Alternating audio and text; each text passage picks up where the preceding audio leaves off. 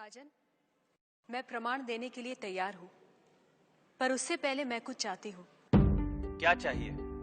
थोड़ा दूध।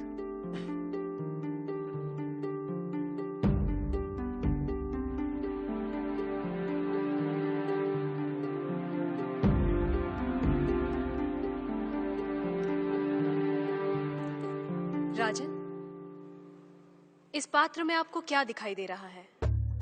दूध? क्या दूध के अलावा कुछ और दिखाई दे रहा है? नहीं। पर मुझे तो मक्खन भी दिखाई दे रहा है। क्या आपको मक्खन दिखाई दे रहा है?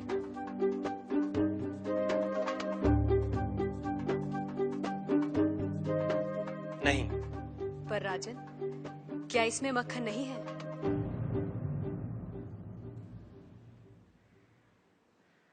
है।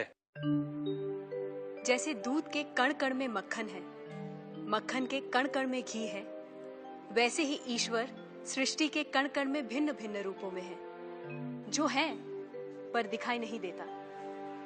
जैसे दूध से मक्खन पाने के लिए उसे मथना जरूरी है, उसी तरह वेदांत के श्रवण, वेदांत का मनन और उसके निहितार्थ पर निरंतर ध्यान के द्वारा ही ईश्वर का अनुभव किया जा सकता है। राजन, क्या आपके पहले प्रश्न का उत्तर आपको मिल गया? मैं मान लेता हूं, पर वो किसे देख रहा है?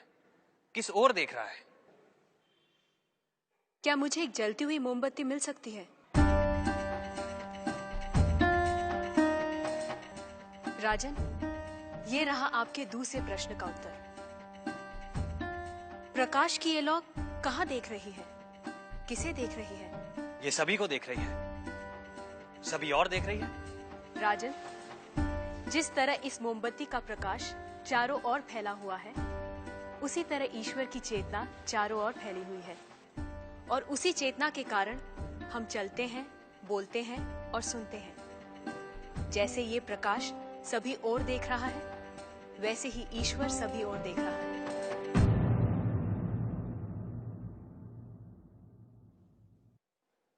अब आपका तीसरा प्रश्न। वो इस समय क्या कर रहा है? राजन, इस समय मैं आपके प्रश्नों का उत्तर दे रही हूँ, इसलिए मैं तुम्हारी गुरु हूँ और तुम मेरे शिष्य। पर मैं खड़ी हूँ और तुम बैठे हो। यदि अपने प्रश्न का उत्तर चाहते हो तो तुम्हें मुझे अपना आसन देना होगा।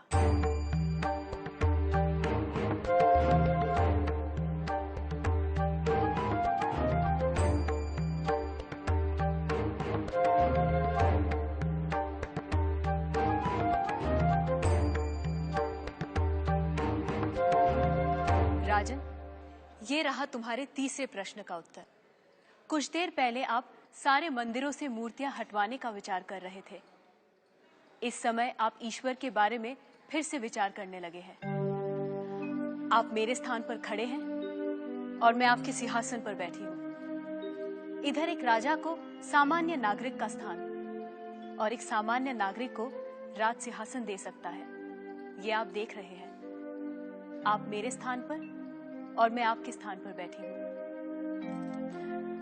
ईश्वर इस समय ये करवा रहा है, उस अनंत और असीमित शक्तियों के स्वामी, जिसने ये सुंदर, अद्भुत, विस्मयकारी और महान संसार रचा है, जिसमें सूर्य, चंद्र, तारे, ग्रह, नक्षत्र अपने अपने स्थान पर स्थिर और गतिमान हैं, जिसके कण कण में एक व्यवस्था है। ऐसे शब्दों और ज्ञान से परे ईश्वर के लिए क्या संभव है? कहिए राजन, क्या मंदिरों से मूर्तियां हटवाई जाएं? मूर्तियां तो उस ईश्वर की प्रतीक है, उनका मूर्त रूप है। वह सर्वज्ञ, सर्वशक्तिमान, सर्वव्यापी ईश्वर सर्वत्र है।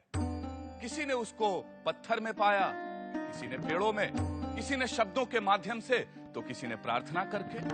वही परमात्मा अनेक नाम, रूप और गुणों में व्यक्त होता है, और कोई उन्हें अरूप और निर्गुण